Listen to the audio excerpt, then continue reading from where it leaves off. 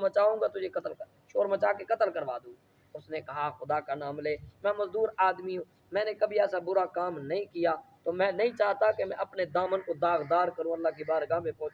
اس نے کہا کوئی اور ہیلا نہیں، بس یہی کام کرو گے تو جاؤ گے. اس نے کہا چلو پھر ایسا کرو، مجھے تھوڑی سی حاجت ہے باہر جانے کی، مجھے باہر جانے دو، میں ذرا رفع حاجت کے لیے ہوا ہوں تو پھر واپس آ جاتا ہوں.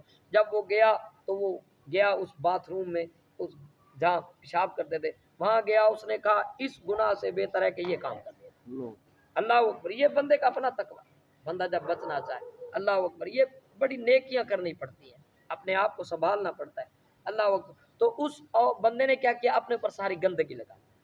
جب گندگی لگائی اور پھر جو ہے وہ پھر واپس آیا تو عورت ہائے ہائے کرتی اس سے دور ہٹی کہ پاگل ہے پاگل ہے پاگل ہے. باہر نکل گیا، رات کو سویا تو حضرت جبریل علیہ السلام آئے. جبریل علیہ السلام آئے اور آپ نے اس کے جسم پہ ہاتھ پھیرا تو پورا جسم میں مشکبار کر دیا. ایک اور کے بارے میں لکھا کہ وہ جب محل پہ آیا تو چھت پہ چڑھ گیا. چھت پہ چڑھ گیا، اب بہت بڑا محل تھا. اس نے کہا اس گناہ سے بہتر ہے کہ مر جائے مر جائے. اس نے وہیں سے چھلانگ لگائی. اللہ نے جبریل کو بھیجا، فرمایا ہمارا بندہ ہمارا نام لے کر اور پھر جو ہے گر جائے تکلیف میں ہے، چلے جاؤ اسے اٹھاؤ اور اسے باہر کھڑا کرو. اللہ اکبر.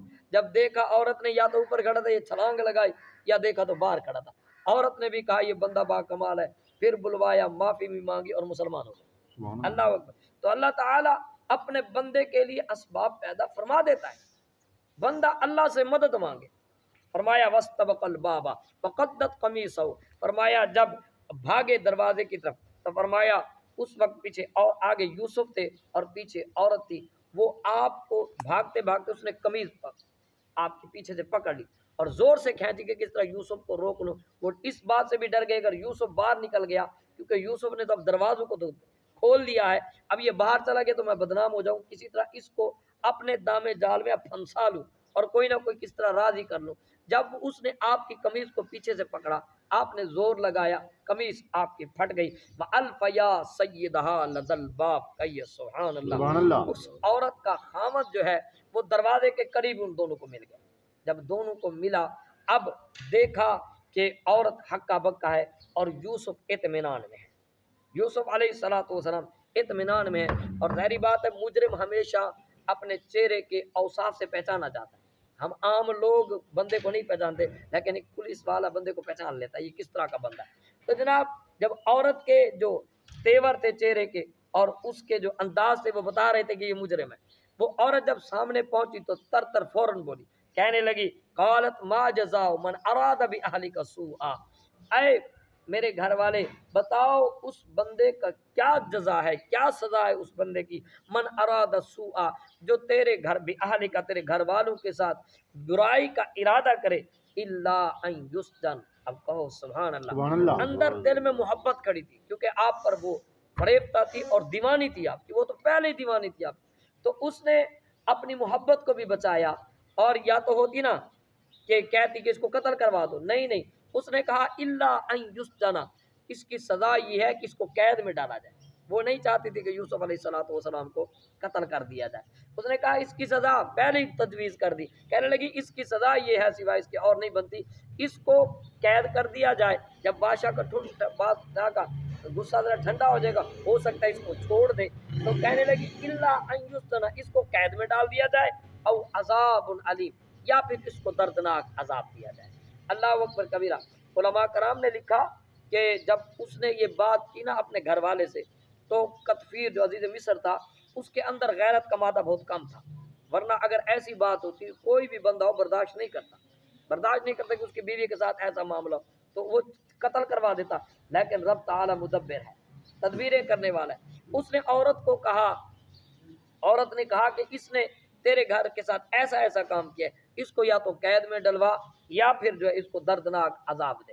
اور اس کی دوسری وجہ یہ ہے اس نے جب عورت کے تیور دیکھے وہ سمجھ گیا یوسف جو ہے آج تک اس نے کوئی ایسا برا کام نہیں کیا تو اب بھی ایسا کام اس سے بعید ہے. کہو نا ذرا سبحان اللہ. اللہ اکبر.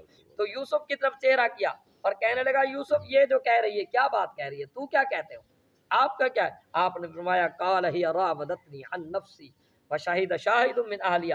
آپ نے فرمایا میرے پیچھے کام کو بھی تو جانتا ہے میرے پیچھے ادوار کو بھی تو جانتا ہے، میں عرصہ دراز سے تیرے گھر میں رہتا ہوں، میں نے ایسا کام نہیں کیا بلکہ اس عورت نے مجھے اپنی طرف رغبت کروائی، یہ عورت میری طرف راغب ہوئی اور میں اس سے بری و ذمہ ہوں۔ اللہ قال ہے یا راودتنی عن نفسی، اس عورت نے میری طرف رغبت کی، فرمایا عن نفسی و شاہد شاہد من اہلیہ، اس نے کہا کوئی گواہ ہے تمہارے پاس؟ اب تم تو کہتے ہو کہ میں اس طرف راغب نہیں تھا، یہ رغبت کر رہی تھی، تمہارے پاس کوئی گواہ ہے؟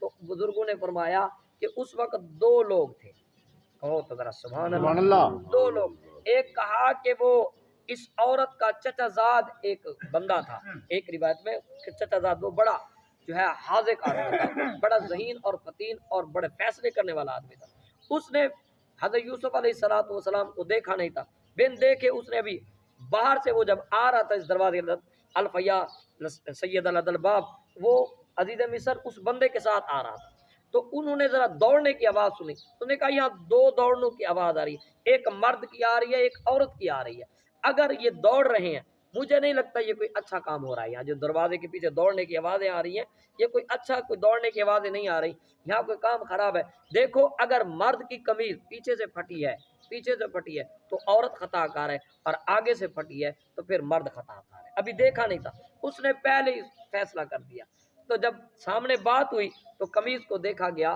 تو قمیض جو ہے وہ آگے سے نہیں پیچھے سے پھٹی ہوئی تھی، تو جناب فیصلہ۔ دوسری بات یہ ہے کہ جب